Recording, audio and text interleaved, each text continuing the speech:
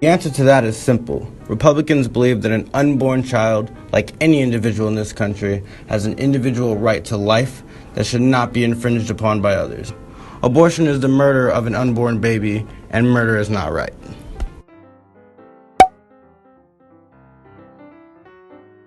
We don't look down upon mothers who do not have the resources they need to raise a child. In fact, we want to provide women with the resources and tools they need in order to help them. It is true that Planned Parenthood is at risk of being defunded for the abortion that it provides. However, Republicans will gladly fund Planned Parenthood if they agree to stop providing abortions.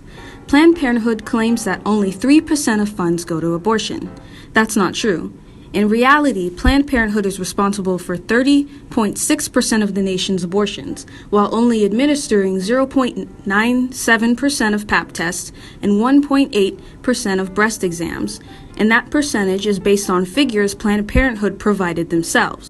In 2004, 75% of women who had abortions stated that their reasons were that the child would interfere with work or school.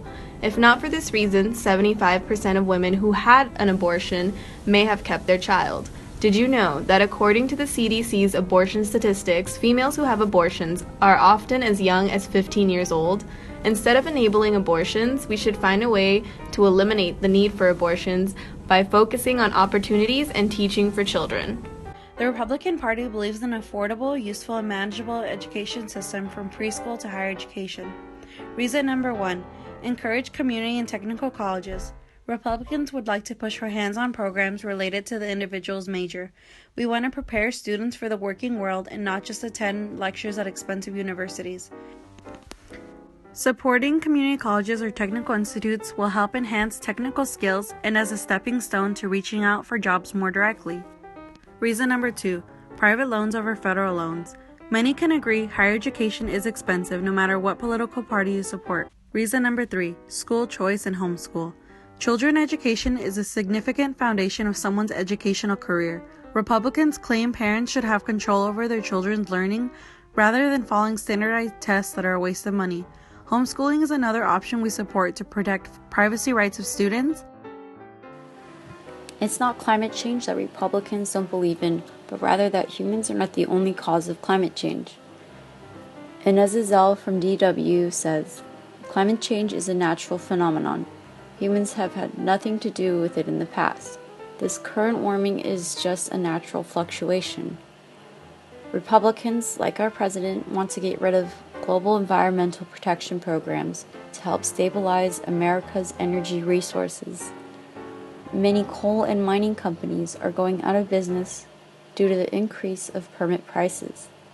Larger companies who have enough money are making a profit from the cap-and-trade program. They buy extra credits and sell them to companies who can't afford it.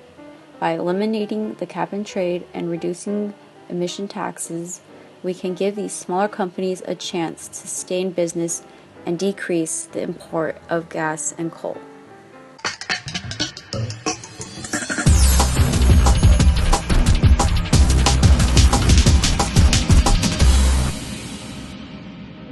Although we maintain that there should be some regulations for the process of obtaining firearms, Prop 63 was a fiscally irresponsible and downright unconstitutional bill.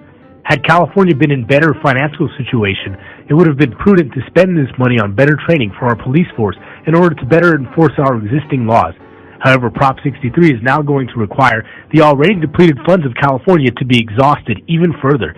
It will cost tens of millions of dollars in order to implement this new law. The state is already projected to have a deficit of $1.6 billion by this summer. As vociferously as many Democrats claim that our current president is a potential dictator in the making, the only way our nation is able to truly defend ourselves from such a threat is through our Constitution's Second Amendment. We must be very cautious and responsible when it comes to tinkering with such a vital part of what protects America and what makes America great.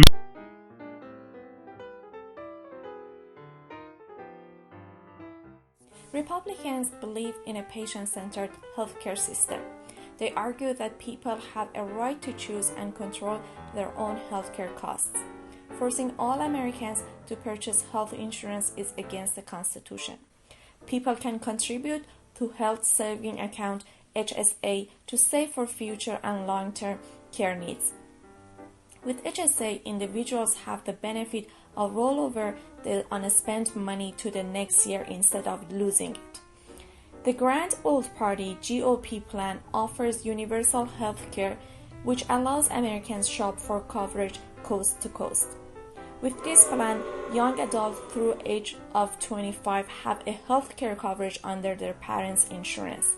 The GOP plan helps small businesses to enroll to the health insurance at lower cost. Congressional Budget Office CBO estimates that this plan would reduce federal loss by $337 billion over the 2017-2026 period.